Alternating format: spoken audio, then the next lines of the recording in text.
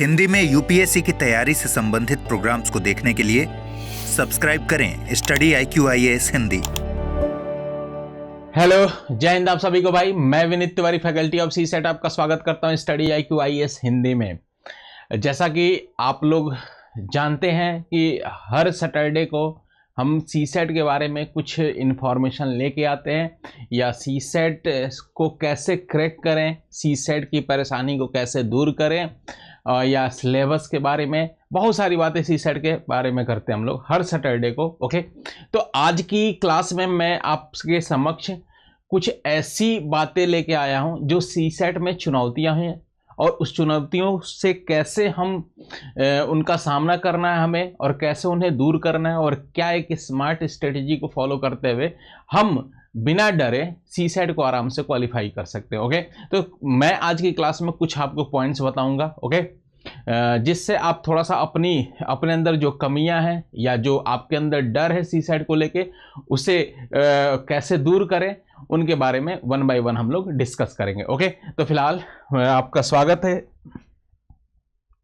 देखिए, मैं आज कुछ पॉइंट्स की बात करूंगा। मैं जैसे देखिए सीसेट की बात करेंगे तो सीसेट में आपको पता है मेरे भाई कि सीसेट में 3 पार्ट होते हैं एक तरीके से। पहला पार्ट होता है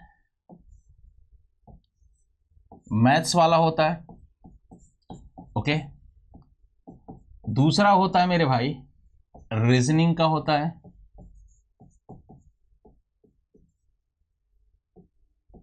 ठीक है। और तीसरा पार्ट होता है मेरे भाई कॉम्प्रिहेंशन का होता है, ठीक है। आपके टोटल 80 क्वेश्चन है, ये तो सबको पता है। और 80 का कितना क्वालिफाई करना है, मान लो मैं 35% लेता हूँ, वैसे 33% ही होता है। तो अगर मैं इसको सॉल्व करूँ परसेंटेज के हिसाब से तो ये 28 क्वेश्चन होगा। वैसे 27 पे ही हो जाता है हमारा काम, ओके। तो हम 27 ना मानते हुए या 28 ना मानते हुए हमारा टारगेट होगा कि 35 प्लस क्वेश्चन कैसे सॉल्व करना है हमें, ओके। क्योंकि 35 प्लस का मार्जिन लेके चलेंगे तो हो सकता है मे बी 1-2 क्वेश्चन ऐसे हों कि जो आपसे ना हो, या जो वहाँ पे लगे एग्जामिनेशन सेंटर में कि सही हो गए हैं मेरे से, लेकिन बाद में पता चले कि वो गलत हो गए हैं, ठीक है। तो कुछ उन्हीं बातों को लेके हम लोग चर्चा करेंगे। तो हम 35 प्लस क्वेश्चन कैसे ईजिली बिना घबराए, बिना किसी परेशानी के हम कैसे अटेम्प्ट कर लें और कैसे उन्हें सॉल्व करें, वन बाय वन मैं करके आपसे डिस्कस करता हूँ, ओके। तो फिलहाल अगर मैं बात करूँ पिछले 3 साल का डेटा, तो ये कॉम्प्रिहेंशन का फिक्स है, 27 क्वेश्चन तो आता ही आता है, ओके। फिर मेरे भाई अगर मैं बात करूं रीजनिंग की, तो रीजनिंग में और मैथ्स में ये समझ लो कि 53 क्वेश्चन है, और इसमें ये डिसाइड नहीं है कि किस में कितने क्वेश्चन आते हैं, ओके। ये इतना कंफर्म जरूर है कि मैथ्स में ज़्यादा आता है रीजनिंग के कंपैरिजन में, और रीजनिंग में बहुत कम आता है, ओके। तो फिलहाल अगर मैं पिछले 3 साल का डेटा लूँ तो यही रीजनिंग के क्वेश्चंस आपके 12 से, ओके, और मैं कहूँ कि 18 या 20 के बीच में रहते हैं, ओके, 53 में। बाकी मैथ्स के क्वेश्चन मान लो 33 से लेके, और जितना ज़्यादा इधर कम होगा तो इधर उतना ज़्यादा हो गया, मतलब 33 से लेके 33 प्लस होते हैं, 40 तक भी हो जाते हैं, ओके, मैथ्स के क्वेश्चंस होते हैं। अच्छा, एक और बात बता दूं मैं कि जैसा अगर मैं सही उम्मीद कर पा रहा हूँ, 2024 के स्टूडेंट विद्यार्थियों की बात कर रहा हूँ, तो इस बार रीजनिंग का वेटेज थोड़ा सा बढ़ेगा। और थोड़ा सा बढ़ेगा मतलब हम 2023 में रीजनिंग के क्वेश्चन 10 क्वेश्चन थे, ठीक है, 10 क्वेश्चन के आसपास रीजनिंग में थे, ओके। लेकिन अगर मैं 23 की बात करूं तो ये 10 क्वेश्चन थे, लेकिन 22 में बात करूं तो 22 में यही रीजनिंग के 19 क्वेश्चन थे। 21 में बात करूं तो 21 में फिर से थोड़ा कम हुआ था, 13-14 क्वेश्चन थे रीजनिंग के, ओके। तो फिलहाल अगर मैं सही उम्मीद कर रहा हूं और सही गेस कर पा रहा हूं तो इस बार रीजनिंग का क्वेश्चन थोड़ा बढ़ेगा, और थोड़ा नहीं, मुझे लगता है 15 प्लस क्वेश्चन तो 100% होना है रीजनिंग का, ओके। क्योंकि इस बार क्रिटिसाइज भी बहुत हुआ है सीसेट को लेके, ओके। तो एक बात समझ लो कि इस बार 15 प्लस क्वेश्चन, 15 से ज़्यादा क्वेश्चन रीजनिंग के होने हैं। मिनिमम हम बेस पॉइंट मान के चल रहे हैं 15 भी क्वेश्चन हो, तो कैसे हम इस चीज़ को, चुनौती को दूर करेंगे। तो एक स्मार्ट स्ट्रेटजी मेरे भाई फॉलो करते हुए ना आप आराम से इस सीसेट को क्वालिफाई कर सकते हैं। देखो, हमारी आपकी दिक्कत है ना कि हम पूरा 100% सिलेबस को लेके चलते हैं, और उसमें कोई समझ में नहीं आता है तो फिर हम परेशान हो जाते हैं, बहुत ज़्यादा परेशान हो जाते हैं, थोड़ा नहीं बहुत ज़्यादा परेशान हो जाते हैं 100% सिलेबस को लेकर चलते हैं तो। लेकिन हमें 100% सिलेबस की बात ही नहीं करनी है। अगर आपको बस क्वालिफाई करना है, ओके, हमें तो जीएस पे फोकस करना है और सी साइड को बस एज ए क्वालिफाई नेचर लेना है, तो इसमें क्या हमारी स्मार्ट स्ट्रेटेजी हो सकती है। और 1 बाय 1 जो सबसे टफेस्ट पेपर आया था 2023 का, उसकी भी मैं बात करूंगा। ओके, तो थोड़ा सा एक स्मार्ट स्ट्रेटेजी से आप किए होते तो 2023 का भी आराम से हो जाएगा। ओके, तो फिलहाल ये आपका 2024 को लेके या 2025 को लेके मेरा ये हमारा गेस है। अभी 24 वालों की बात करते हैं जिनको 2024 में अटेम्प्ट देना है। ओके, तो फिलहाल देखिए 15। और रीजनिंग की बात करा दूं, इसकी खासियत ऐसी है कि यूपीएससी में अभी तक रीजनिंग का सिलेबस टफ नहीं हुआ है। ओके, रीजनिंग के जितने भी क्वेश्चंस आए हैं तो वो मॉडरेट आए हैं या इजी टू मॉडरेट आए हैं। इसमें प्रॉब्लम यही हो सकती है आपको कि अगर रीजनिंग के क्वेश्चन आपसे नहीं हुए तो आपको किसी भी चैप्टर का बेसिक्स पता ही नहीं है।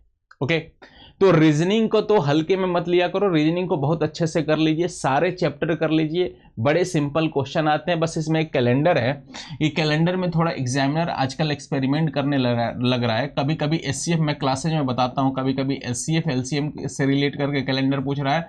तो पिछली बार रिमाइंडर थ्योरम और रिमाइंडर थ्योरम को 2 बार गेस करके ये पूछा था। ओके, कैलेंडर का क्वेश्चन, तो वो भी अगर मैथ्स का बेसिक आपको पता है तो कैलेंडर वाला भी कर लोगे। और उसमें बस वही टाइप पिछले 3 साल से पूछा जा रहा है, इसमें 7 से डिवाइड करते हैं, नंबर ऑफ ऑड डेज निकालना होता है, तो वो टाइप कैलेंडर का सबसे सिंपल टाइप होता है। ओके, लेकिन थोड़ा सा टफ इसलिए हो जाता है कि उसमें हमें रिमाइंडर थ्योरम या एचसीएफ एलसीएम का कॉन्सेप्ट लगाना पड़ता है, इसलिए थोड़ा सा टफ होता है। तो लेकिन वो भी एक तरीके से सिंपल ही अगर आप बेसिक समझ रहे हो तो, ठीक है।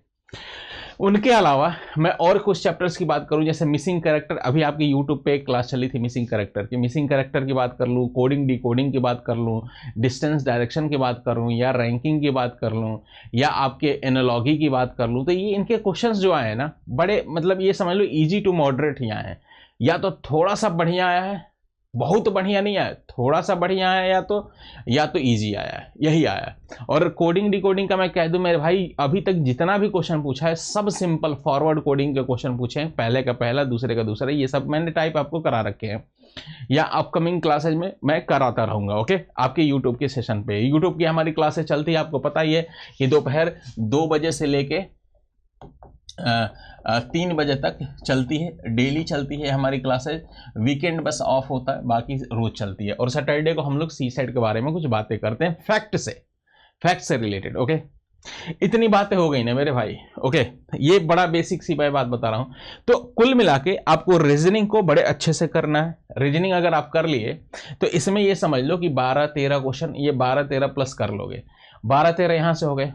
फिर उसके बाद अभी मैथ्स की बाद में बात करेंगे, कॉम्प्रहेंशन की बात करते हैं। तो अभी इसी चैनल पे मैंने कॉम्प्रहेंशन की भी स्ट्रेटेजी लेके मैं आपको आया था। ये कॉम्प्रहेंशन करना क्या है, रोज आपको पढ़ना नहीं है। अच्छा अलग से कोई समय नहीं निकालना कॉम्प्रहेंशन का। मैं हमेशा बच्चों से बोलता हूँ कि आप जब पढ़ चुके हो, सब कुछ पढ़ लिए हो, थक गए हो, सोने जा रहे हो, तब आप अपने बेड के पास कोई कॉम्प्रहेंशन की बुक रखा करो। ओके, पेंसिल रखा करो, और उसके आराम से आप उसके बाद से आप कोई भी एक बढ़िया से पढ़िए, कहानी जैसा पढ़ लीजिए, बस रिलैक्स मोड में। उसको सॉल्व करने के नियत से ना, ऐसा नहीं कि एकदम प्रेशर लेना नहीं है, रिलैक्स मोड में उसे पढ़ना है। उस हिसाब से 3-4 क्वेश्चन दिए होंगे, उनके आंसर टिक करिए। ओके, और कोशिश करिए कि एक बार में ही पढ़ना, पहली बार तो 1-2 बार पढ़ना पड़ेगा। जितनी ज़्यादा बार पढ़ते हैं आप कॉम्प्रहेंशन, उतना ही गलत होने के चांसेस होता है, मतलब आपको समझ नहीं पा रहे उसका थीम। और कभी भी डायरेक्ट कॉम्प्रहेंशन से क्वेश्चन पूछते नहीं है, उसका थीम बेस्ड क्वेश्चन बहुत ज़्यादा पूछे जाते हैं। तो वो समझा करिए आप कि क्या मतलब एक्चुअली कहना क्या चाह रहा है। ओके, जैसे जनसंख्या पे बात कर ली, तो जनसंख्या में जैसे जो फैक्ट उसमें दिया होगा ना कॉम्प्रहेंशन में, एक कहानी तरीके से, तो वो जनसंख्या के बारे में जो फैक्ट दिया होगा उससे रिलेटेड क्वेश्चन नहीं पूछेगा।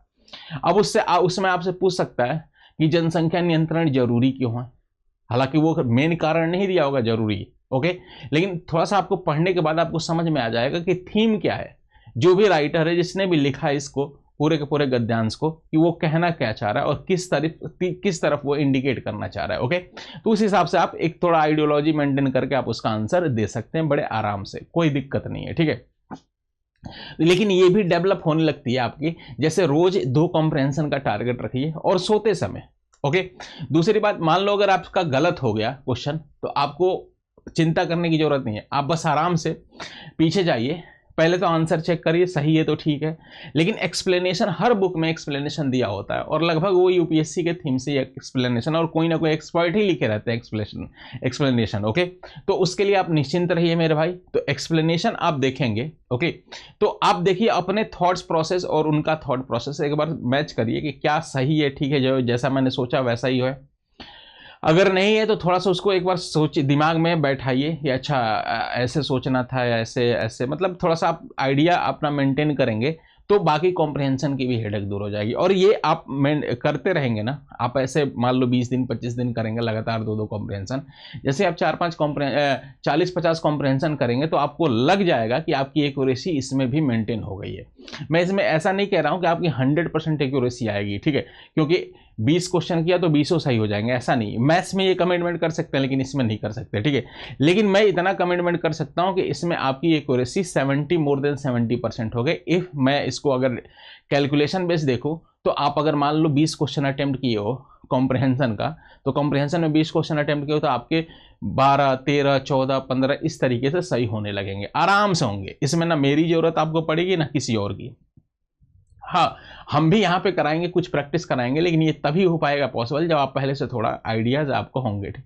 कुछ बातें मैं बता दूंगा बीच में, कैसे करना है, क्या क्या बीच में किन किन बातों का ध्यान रखना पड़ता है, तो एक दो वो फरवरी मार्च में हम लोग लेके चलेंगे कॉम्प्रहेंशन, क्योंकि थोड़ा सा वो टाइम पास का रहेगा, थोड़ा सा जल्दी उसमें थोड़ा सा रिवीजन रहेगा, अभी से थोड़ा सा लेट हो जाएगा। अभी हम फिलहाल मैथ्स रीजनिंग की क्लासेज लेके चल रहे हैं अपने यूट्यूब पे, वाईटी पे प्रैक्टिस क्लासेस, क्योंकि इसमें थोड़ा सा समझने में टाइम लगता है और एक बार दिमाग में बैठाने में टाइम लगता है, ओके, तो इसलिए इनको थोड़ा पहले करना जरूरी है। फिलहाल अगर आप इतना सही कर रहे हैं तो आप मान लो कम से कम नंबर करोगे तो कॉम्प्रहेंशन में 10-11 क्वेश्चन आप सही कर सकते हो, कम से कम करोगे अगर इतनी करेंगे। रीजनिंग में आपको 10+ है, 10+ उधर है, ये है। और बाकी मैथ्स की बात करो, अब मैथ्स में देखो ये सबसे बेस पॉइंट है, इससे ज़्यादा ही क्वेश्चन आए 35, 33, 30, इससे ज़्यादा ही क्वेश्चन, कभी कभी 40। पिछली बार तो हद हो गया, 43 क्वेश्चन दे दिया था मैथ में, अभी जो 2023 का पेपर हुआ था। तो देखो मैथ्स पूरा टफ नहीं आता, समझ पा रहे हो आप मेरी बात, लेकिन हाँ इसमें कुछ ऐसे क्वेश्चन जरूर आते हैं जो आपको डरा देते हैं। तो सबसे पहले आपको पेपर पढ़ना है, 80 के 80 क्वेश्चन को आपको टारगेट यही होना चाहिए कि 80 के 80 क्वेश्चन तक हमें पहुंचना है, ओके। कभी कभी ऐसा होता है किसी भी पेज पे मेरे भाई कि बड़े बड़े क्वेश्चन होते हैं, इतने बड़े बड़े स्टेटमेंट लिखे होते हैं, बहुत बड़े बड़े स्टेटमेंट, लेकिन उन्हीं के नीचे या कहीं दबा कुचला होता है एक छोटा सा क्वेश्चन, हो सकता है वो रीजनिंग का, हो सकता है मैथ का बेसिक क्वेश्चन हो, समझ पा रहे हो आप। 2023 के भी पेपर में मैं दिखाऊंगा, ऐसे बहुत सारे दबे कुचले क्वेश्चन आपको दिख जाएंगे, समझ गए। तो इसमें मैथ में भी 2 टाइप के क्वेश्चन यूपीएससी पूछता है, मैं बता दूं। एक होता है कि आपका एजम्पशन बेस, मतलब स्टेटमेंट वगैरह का रिलेशन देके एजम्पशन बेस क्वेश्चंस पूछ देता है, ठीक है। और एक होता है मेरे भाई, एक एजम्पशन बेस होता है और दूसरा क्वेश्चन होता है फैक्चुअल बेस। फैक्ट वाला मतलब कहने का मतलब इसमें हमारा आंसर आ जाता है, जैसे सॉल्व करोगे क्वेश्चन आराम से इसका आंसर मैच करेगा। लेकिन इसमें होता है जो एजम्पशन बेस होता है कि इसमें आपको डिसाइड करना पड़ता है, डिसीजन मेकिंग एक तरीके से होता है, जैसे कॉम्प्रहेंशन वैसे ही है, ओके, कि क्या आप कैपेबल है आंसर देने के लिए। से एक क्वेश्चन दे दिया, 2 स्टेटमेंट दे दिया। हालांकि एक क्वेश्चन को ही ब्रेक करके मैं अपने पेड बैच में पढ़ाता हूं, इस चीज़ को पूरा अच्छे से समझाता हूं कि कैसे एक छोटा सा क्वेश्चन को हम अगर स्टेटमेंट बेस बना दें तो वही क्वेश्चन कितना आपके लिए मुश्किल खड़ा कर देता है, ठीक है। लेकिन आपको घबराने की बात नहीं है, वो मैं हमेशा से कहता हूं बच्चों को कि मेरे भाई कि वो क्वेश्चन जो आपके जो स्टेटमेंट बेस होते हैं ना, वो सबसे सिंपल होते हैं, सीसेट की सबसे बड़ी कमजोरी होते हैं। लेकिन अगर वही आपको दिक्कत कर रहे हैं तो चलिए फिलहाल उसकी बात मान के ही चल रहे हैं कि वो दिक्कत कर रहे होंगे, लेकिन वो मेरी बात मानो, वो सबसे सिंपल क्वेश्चन होते हैं। उसमें आपको ना को आंसर निकालना है, ना ऐसा है कि उसका एकदम एग्जैक्ट आंसर या सॉल्यूशन उसका करना है, सॉल्व भी नहीं करना होता उसको, बस आपको बस ये डिसाइड करना होता है कि ये क्या स्टेटमेंट 1 स्टेटमेंट 2 मिल के आंसर देने के लिए पर्याप्त है या स्टेटमेंट 1 ही देने के लिए पर्याप्त है, स्टेटमेंट 2। अब इसके लिए पता है आपको क्या होना चाहिए, हर चैप्टर के कुछ बेसिक्स बातें पता होनी चाहिए, ओके। तो पढ़िए हर एक चैप्टर को थोड़ा थोड़ा हर चैप्टर की जानकारी लिए रहें। ये जो फैक्चुअल क्वेश्चन होते हैं, जो आंसर वाले होते हैं, ये भी बड़े इजी होते हैं, ये 2-2, 3-3 लाइन के होते हैं, लगभग इसमें हो जाते हैं बच्चों से। बस इसमें भी वही बात है कि हर चैप्टर की कुछ बेसिक जानकारी आपको होनी चाहिए। ओके, लेकिन देखो बच्चे अक्सर क्या होता है, बच्चों के साथ कमजोरियां ये होती हैं कि आप देख लेते हो कभी भी कोई भी पेपर उठाते हो, कोई भी, या कोई आपसे पूछता है कि मान लो 2023 का कोई क्वेश्चन उठा दिया, ध्यान से समझना मेरी बात, मैं क्या कहना चाह रहा हूं। 2023 का कोई क्वेश्चन, एक या दो क्वेश्चन किसी ने आपसे डाउट पूछ लिया, 2 क्वेश्चन, अब आपसे वो क्वेश्चन हुए नहीं। ओके, अब आप उसको दिल दिमाग से लगा लिए कि अरे 2023 का क्वेश्चन नहीं हुआ तो कैसे सी सेट होगा।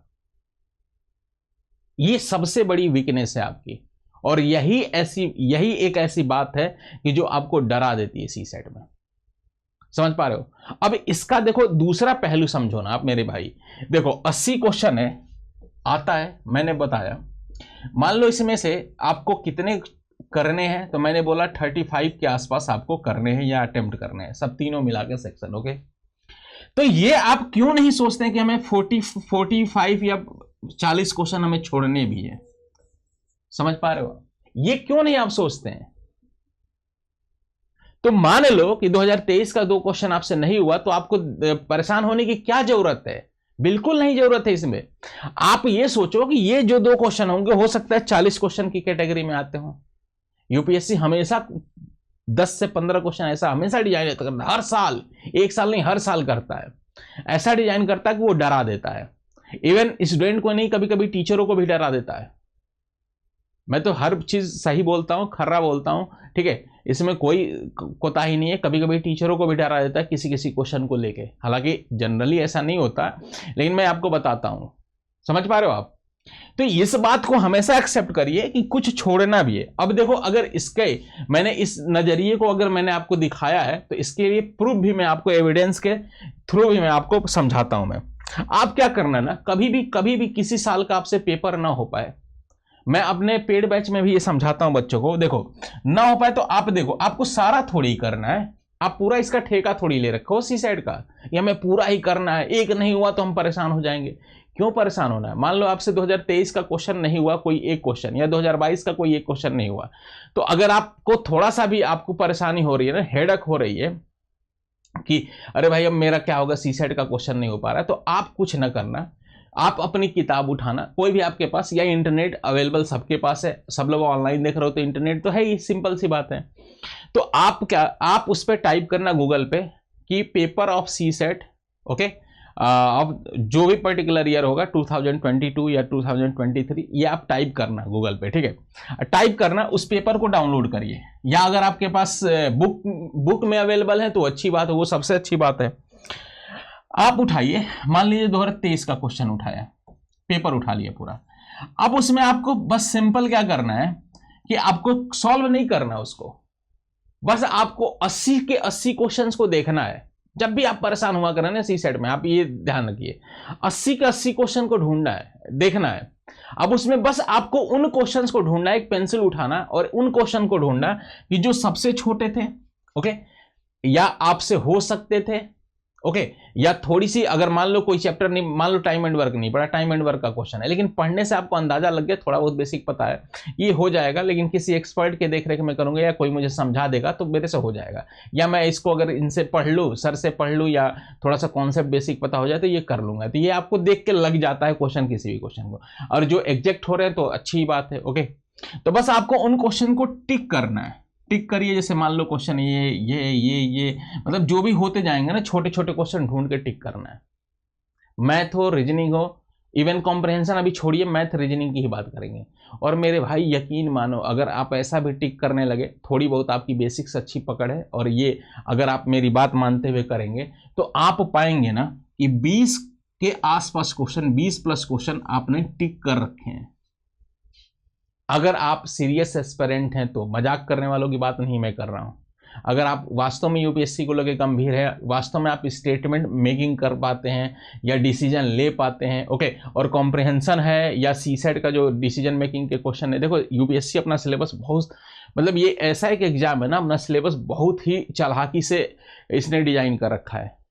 सी सेट को लोग बेकार कहते हैं, मान लो सोचते हैं कि ये क्या यार फालतू में दे रखा है हमारा, लेकिन सी सेट बहुत सारी चीज़ें, आपके अंदर बहुत सारी स्किल्स डेवलप करा जाता है। इसका नंबर जुड़ना चाहिए मेरे हिसाब से, ठीक है। अब इसलिए मैं नहीं कह रहा हूँ कि मैं पढ़ाता हूँ, या कुछ लोगों को लग रहा होगा कि सर क्यों हमारे पीछे पड़ गए हैं नंबर जोड़ के। देखो नंबर जुड़ता ना तो यकीन मानो इसमें आपके 50+ क्वेश्चन आपके सही होते हैं। इतने अच्छे से पढ़ाया जा सकता है, इतने अच्छे से इसको समझाया जा सकता है। लेकिन इसका मैं बताऊँ ना, इसका सिलेबस डिजाइन करने के पीछे का मैं रीजन बताता हूँ। देखो इसमें आते हैं डिसीजन मेकिंग, आपको एसे राइटिंग करना होता है या आपका इंटरव्यू का फेस होता है, बहुत चरण है, आपको जानते हैं क्या है। तो उसमें आपको स्किल्स ये डेवलप होती है। जैसे आप कॉम्प्रहेंशन करना है, कॉम्प्रहेंशन क्यों रखा गया है ये आप सोचा है कभी आपने? इसीलिए रखा गया कि पढ़िए, क्वेश्चन पढ़िए, फिर आप क्या डिसीजन ले पाते हैं, कैसे सोच पाते हैं, आपकी आइडियोलॉजी क्या है, ये धीरे धीरे निखार होती है। तो वो प्रीलिम्स में ही आपको इस लेवल का तैयार, यूपीएससी प्रीलिम्स का ही जो लेता है पूरा का पूरा, सीसेट या जीएस का तो चलो मैं नहीं समझ पा रहा हूँ, मैं अपनी सीसेट की बात करता हूँ। तो वो इस तरीके से कि आपके अंदर एक स्किल्स हो जाए कि आगे के चरण में आपको बेनिफिट मिले। आप कभी भी अगर आपका कॉम्प्रिहेंशन सही है ना, आप देखना आप राइटिंग में जो होता है कैसे आपको कौन कौन से पॉइंट्स लिखने, क्या करने, वो उसकी आपकी तैयारी हो जाती है उसी के माध्यम से। डिसीजन मेकिंग जो मैथ्स में होता है, मैथ्स तो ऐसे ही एक क्रिएटिविटी होता है, आपका आईक्यू लेवल थोड़ा सा फ्रेश रहता है मैथ्स रीजनिंग करके। तो इसमें अगर डिसीजन आप ले पा रहे हो तो वहां पे आपको इस स्किल, आपके अंदर ये स्किल डेवलप हो जाएगी कि कैसे जो कोई भी ऐसे लिखना है तो कौन कौन से पॉइंट्स डालना है, कैसे क्या करना है, इसमें आपको इंप्रूवमेंट देखने को मिलेगा। भले आपको डायरेक्टली ये चीज टच नहीं है, कनेक्ट नहीं है, लेकिन आपके अंदर स्किल्स ये डेवलप होने लगेंगी। आपने कभी सोचा है, कोई इंजीनियरिंग बैकग्राउंड का स्टूडेंट है, ओके, आप कभी भी देखिए, बहुत लोगों का ये क्वेरी भी रहता है कि सर कोई इंजीनियरिंग बैकग्राउंड का रहता है वो आके हिस्ट्री भी पढ़ के निकाल लेता है, या मान लो आप सर आपके ज्योग्राफी भी पढ़ के निकाल लेता है, हालांकि उनका कोई दूर दूर का नाता नहीं रहता, वो बस हाई स्कूल इंटर में पढ़े हैं।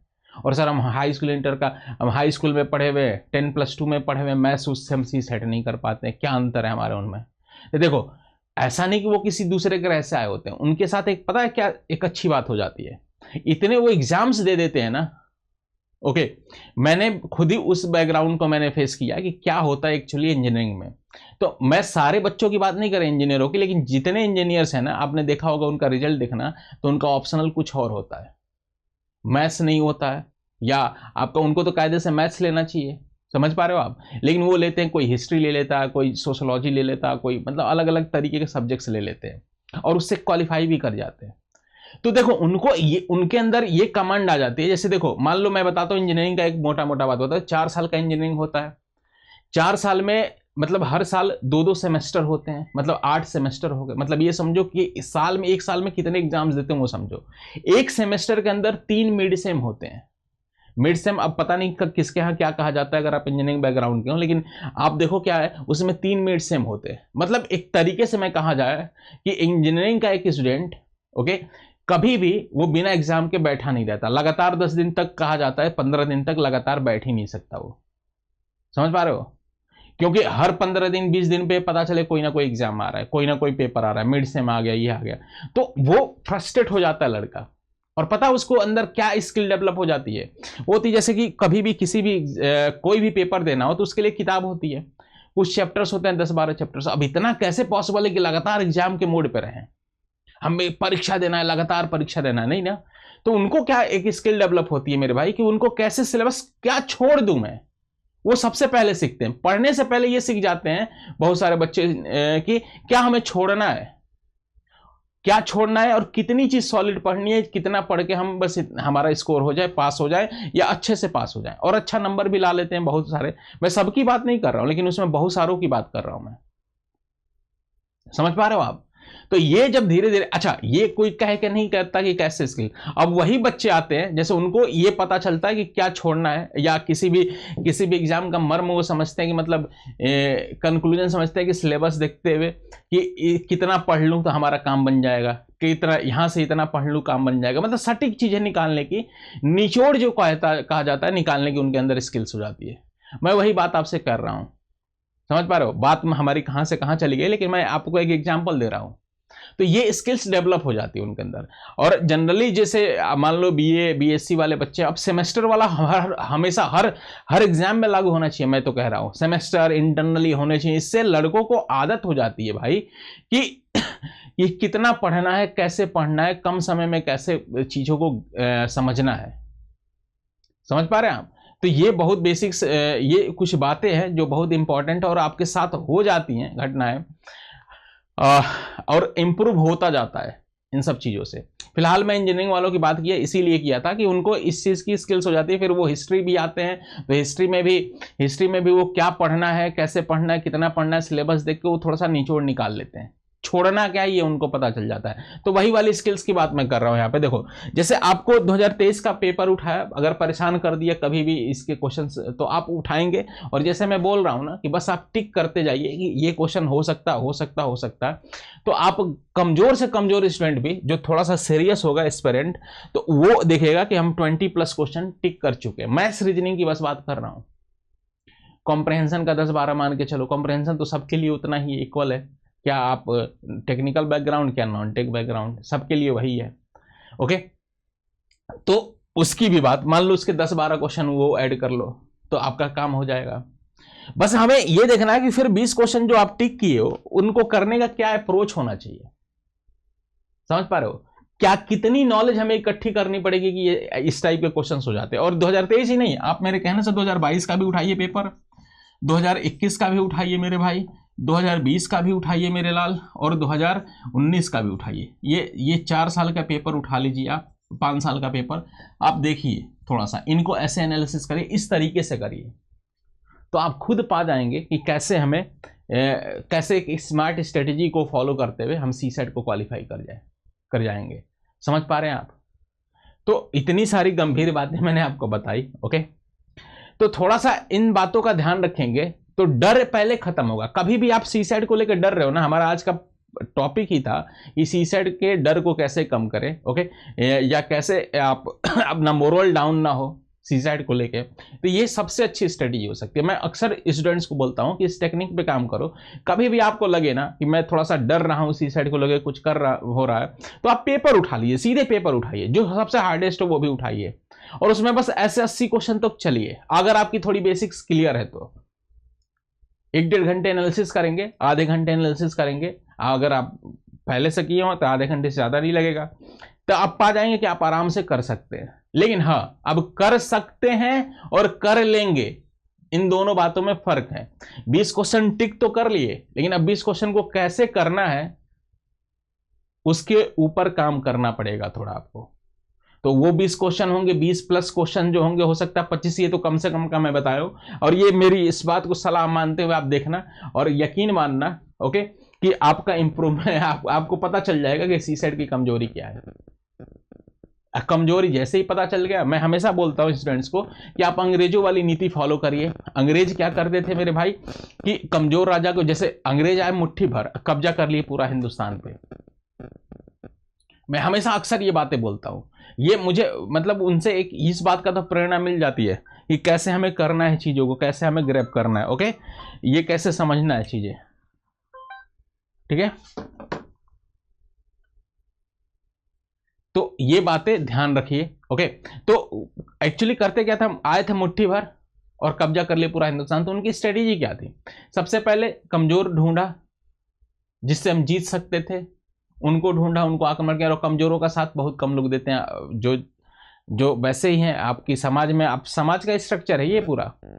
मान लो 2-4 पड़ोसियों में लड़ाई हो रही है, तो कोई सबसे अच्छा पड़ोसी, मतलब जो मान लो ताकतवर होगा, पावरफुल होगा, तो अक्सर कमजोरों की लड़ाई में नहीं वो शामिल होता। भाई यार क्या ये छोटे लोग हो गए, ऐसे मतलब भावना होती है हमारी। और वही एक बड़े स्तर पर सोचेंगे तो यही बात है। कमजोर ढूंढा, आक्रमण किया, कब्जा किया। उस कमजोर को लेके जब उसके शरण में आ गया वो, फिर दूसरे वाले को ढूंढा, थोड़ा उसको आक्रमण किया। 2 और कमजोर उसके साथ मिल गए, फिर तीसरा मिला, उनका आक्रमण किया, कब्जा किया, उनको भी मिलाया अपने साथ, कुछ लोग संधि के माध्यम से मिला लिया। ऐसे करते करते सारे, मान लो कोई एक बहुत बड़ा पावरफुल पड़ोसी हो और उसके आसपास वाले सारे कमजोर को हमने कब्जा कर लिया। अब सब मिलके, एक तो उनकी कूटनीति और ये भी मिलके बड़े वाले पे वैसे भी आक्रमण कर दे तो बड़ा भी हो जाएगा। कहने का मतलब इस स्ट्रेटेजी को फॉलो करिए आप भी। सीसेट में ये बड़ी शानदार की स्ट्रेटेजी होती है कि आपको पूरा करना नहीं है पेपर। सबसे पहले ये बात है कि पूरा नहीं करना है, इसे ईगो पे नहीं लगाना है। इस चैप्टर का नहीं हुआ, अरे कैसे होगा सर, अरे क्यों छोड़ना है। और यूपीएससी हर बार फिक्स ऐसा नहीं, मतलब परमुटेशन कॉम्बिनेशन और नंबर सिस्टम ये है, इनके तो थोड़े फिक्स कुछ क्वेश्चन होते हैं, टफ होते हैं, बड़े बड़े स्टेटमेंट बना देते हैं कभी कभी। लेकिन ऐसा जरूरी नहीं कि इन्हीं चैप्टर्स को, हो सकता है वो किसी भी चैप्टर्स का बना दे एक बड़ा टफ क्वेश्चन। लेकिन ऐसा भी रहम करता है यूपीएससी कि उसी के साथ 20-25 क्वेश्चन ऐसे भी बनाता है यूपीएससी हर साल कि जिसमें आप आराम से करके क्वालिफाई कर सकते थे। लेकिन आप हड़बड़ी में, एक सही स्किल, एक सही दिशा निर्देशन के अभाव में आप घबरा जाते हो और 2 घंटे का समय वहां बर्बाद करके चले आते हो। तो ये सब पहले प्लान ए, प्लान बी जो भी है, ये सब आपके दिमाग में पहले से ही होना चाहिए मेरे भाई। एकदम फिक्स होना चाहिए कि क्या करना है एक्चुअली हमें। समझ पा रहे हो आप? ये बात एकदम 100% फिक्स होनी चाहिए, दिमाग में बैठी रहनी चाहिए, ठीक है। तो फिलहाल आप देखो मेरे भाई, अब 1-2 और बातें बताता हूं। तो कुल मिला के मैंने आपको बताया कि ये करिए, और 20 क्वेश्चन जो निकलेगा उसका कैसे करना है, कैसे तैयार करना है, कैसे कुछ सिलेबस के थ्रू उनको करना है। आप 5 साल के पेपर को एनालिसिस खुद करिए, खुद उनकी कमजोरी ढूंढ लेंगे आप सी साइड की, और आपको लगेगा, अंदर से लगेगा, अच्छा लगने लगेगा कि अरे आराम से हो सकता है, बस एक प्लान वे में करता तो मैं हो जाता। कोई भी चैप्टर छोड़िए मत, छोड़िए कुछ भी मत, पढ़िए सब कुछ, थोड़ा थोड़ा सब चैप्टर के बारे में जानकारी। क्या पता है किस चैप्टर में यूपीएससी की रहमो करम बरस जाए कि उस चैप्टर का छोटा क्वेश्चन पूछ दे। अगर उस कोई भी चैप्टर का छोटा क्वेश्चन पूछ रहा है, अगर आप छोटा क्वेश्चन तभी है जब उसके बारे में नहीं, जब उसके बारे में जान रहे हैं। अगर आप मान लो नहीं जानने, मान लो जैसे टाइम एंड वर्क, या टाइम एंड वर्क उठाए, टाइम एंड वर्क का छोटा क्वेश्चन ठीक है, तभी आपके लिए छोटा रहेगा जब टाइम एंड वर्क आपको आता होगा थोड़ा बहुत। अगर नहीं आता तो आपके लिए तो वैसे ही टफ है। चाइनीज लैंग्वेज में उनका ABCD क ख ग भी कुछ तो होता होगा वर्डिंग का, वो हमारे लिए वैसे भी टफ है। क्यों टफ है? चाइनीज वालों के लिए वो सिंपल है, जैसे हमारे लिए क ख ग ईजी है। समझ पा रहे हो आप? क्यों है ईजी? जब हम उसको जानते हैं। अगर हम भी चाइनीज जानते होते, ओके, उस भाषा को जानते, तो उसका क ख ग जो बेसिक होता होगा, मैं नहीं जानता, मैं क ख ग से रिप्रेजेंट कर रहा हूं, तो वो मेरे लिए ईजी होता। तो यही बात है, हर एक चैप्टर का कुछ बेसिक्स नॉलेज तो आपको होना ही चाहिए, और इतना होगा तो आप आराम से सीसेट क्वालिफाई कर जाएंगे, ठीक है। फिलहाल उसके बाद मैं आपको कुछ बातें बता दूं, और उसके बाद से और भी 1-2 बातें। जैसे मैं आपको अगर पढ़ना हो, यूपीएससी के जो लोग नए एस्पिरेंट है मेरे भाई, अगर उनको तैयारी करना है, अच्छे से तैयारी करना है मेरे लाल, तो आपको देखिए क्या करना पड़ेगा। P2I बैच है हमारा, स्टडी IQ की तरफ से पहल है ये। प्रीलिम से इंटरव्यू तक एकदम साथ कदम से कदम मिला के आपके साथ चलने वाला स्टडी IQ जैसा प्लेटफॉर्म आपके साथ रहेगा। प्रीलिम से इंटरव्यू तक जितने भी चरण होते हैं, सारा कमिटमेंट होती है, ठीक है। हमारे यहाँ रेजिडेंशियल प्रोग्राम वगैरह भी होता है। बाकी अगर कुछ इन्फॉर्मेशन लेनी हो तो ये पट्टियों पे आपके चल रहा होगा नंबर्स, उस पर कॉल करिए, पूरी इन्फॉर्मेशन आपको अवेलेबल हो जाएगी, ठीक है। तो प्रीलिम से इंटरव्यू तक के चरण है, इसमें पूरा साथ देता है। हिंदी माध्यम का बैच है, वैसे इंग्लिश का भी आता है, इंग्लिश का भी आता है, सारे हैं अवेलेबल। आप एप्लीकेशन पे जाएंगे तो आपको दिख जाएगा, ओके। आपको जो इसमें सीसेट भी इंक्लूड है। सीसेट जैसे अगर पढ़ना होगा मेरे से, तो इसमें सीसेट भी मेरे भाई इंक्लूड है, ओके। बाकी अगर आपको ज्वाइन करना है और मैक्सिमम डिस्काउंट पाना है या सबसे ज़्यादा डिस्काउंट पाना है, तो आपको VT लाइव कोड यूज करना चाहिए। VT लाइव कोड ये है, यूज करना चाहिए आपको, ठीक है। ये आप जाएंगे एप्लीकेशन पे तो आपको दिख जाएगा बैच की सारी डिटेल इन्फॉर्मेशन, PDF फॉर्म में भी होता है। आप पूरा अच्छे से सेटिस्फाई हो जाइए। बाकी उसके बाद भी कोई दिक्कत होगी तो मुझे मेल कर लीजिए, मैं अपना ईमेल ID लास्ट में बता देता हूँ, ओके, मैं बता दूंगा, या इंक्वायरी के लिए फ़ोन कर लीजिए। फिर अगर आपको मेरे भाई एक और बात बताता हूँ, अगर मान लो आपको ओनली सीसेट की तैयारी करनी है, सीसेट पढ़ना होगा, और सीसेट में आपको कॉन्सेप्ट्स, जैसे मैंने बोला ना कि सभी के सभी चैप्टर्स के कॉन्सेप्ट आपको आने चाहिए, तो वो कॉन्सेप्ट्स क्या होते हैं, ओके, उनका प्रैक्टिस कैसे करना है, फिर उनसे आधारित PYQ के क्वेश्चन कैसे करने हैं, फिर उसके बाद से looks like as a PYQ question, मतलब कैसे स्टेटमेंट बेस्ड क्वेश्चन बन सकते हैं, उनको कैसे टैकल करना है। हर चैप्टर में मैं इसको समझाता रहता हूँ आगे बढ़ के, ठीक है। तो ये कैसे करना है स्टेप बाय स्टेप, इतने प्रोग्राम के हिसाब से, और बड़े आराम से बड़े प्यार से मैं समझाता हूँ। मेरा अंदाज आपको पता ही है, आराम से पढ़ाता हूँ, एक एक बात बेसिक्स से उठाता हूँ और पूरा जितनी बातें हो सकती हैं सारी बता देता हूँ उस चैप्टर के बारे में, ठीक है, ओके। तो ये पूरा अगर आपको करना होगा, केवल सीसेट की तैयारी करनी होगी, तो आप एप्लीकेशन पे जाएंगे, आपको दिख जाएगा ये बैच को ज्वाइन करने के लिए VT लाइव कोड यूज करिए मेरे भाई, ओके।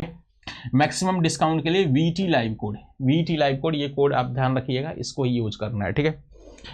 बाकी पट्टियों पे नंबर है, इनका भी इंफॉर्मेशन ले सकते हैं। और ये मेरा हमारा स्टेट प्रोग्राम है, स्टेट PCS का। अगर आपको बैकअप प्लान के थ्रू जाना है, जैसे मतलब UPSC की तैयारी कर रहे हैं और आपको स्टेट के भी एग्जाम्स देने हैं, आप सोचते हो ना कि बैकअप भी मेरा रहे, ओके, तो उसी में आपके लिए आप स्टडी IQ की तरफ से पहल है कि पूरा का पूरा फाउंडेशन संपूर्ण बैच है, चलता है, और इसको भी हम एप्लीकेशन पे जाएंगे, दिख जाएगा पूरा। डिटेल के लिए आप कॉल कर सकते हैं, बार बार मैं कह रहा हूँ। तो ये क्या प्रोग्राम है, कैसे चलता है, देखो प्रीलिम्स मेंस मतलब स्टडी IQ आप पूरा साथ देता है, जितने भी चरण होते हैं ना सब आपको 1 by 1 पूरा साथ दिया जाता है, ओके। तो इसमें इसको भी ज्वाइन करने के लिए VT लाइव कोड यूज करिए। अगर आपको मेरे से डायरेक्ट बात करनी होगी, ओके, कुछ पूछना होगा, तो आप मेरे को मेल कर सकते हैं vinit.tiwari@studiiq.com पे, ठीक है। ये मेरा टेलीग्राम चैनल है विनीत तिवारी मैथ्स, इससे भी जुड़ जाइए।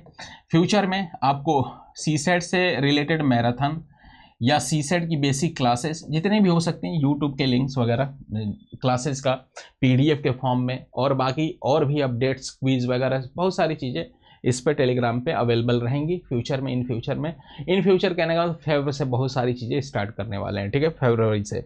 और ये हमारा ईमेल ID, अगर आपको कुछ पूछना हो, कुछ भी इंक्वायरी चाहिए या डाउट्स वगैरह से रिलेटेड, तो आप मेरे को vinit.tiwari@studiiq.com पे मेल कर सकते हैं, ओके। चलिए आज के लिए इतना ही। आई होप आप अब CSET से डरेंगे नहीं, और ऐसे ही हम हर सैटरडे को कुछ ना कुछ वीडियो लेके आएंगे, ये कैसे इसका सामना करने, कभी हम पढ़ा भी देंगे कुछ बेसिक्स स्किल भी। और हमारी क्लासेस दोपहर को 2 बजे चलती है और रेगुलर बेस पे चलती है, ओके। दोपहर से ये वीकेंड में ऑफ होता है बस, बाकी हमारा चलता है। वीकेंड में वैसे मैराथन वगैरह का भी प्लान कर रहे हैं, लेकिन फरवरी से मैराथन वगैरह भी बहुत सारे आएंगे, ठीक है, ओके। तो इतना हमारा अभी का प्लान है। अभी के लिए जय हिंद, जय भारत, मिलते हम अगली क्लास में। हिंदी में UPSC की तैयारी से संबंधित प्रोग्राम्स को देखने के लिए सब्सक्राइब करें स्टडी IQ IAS हिंदी।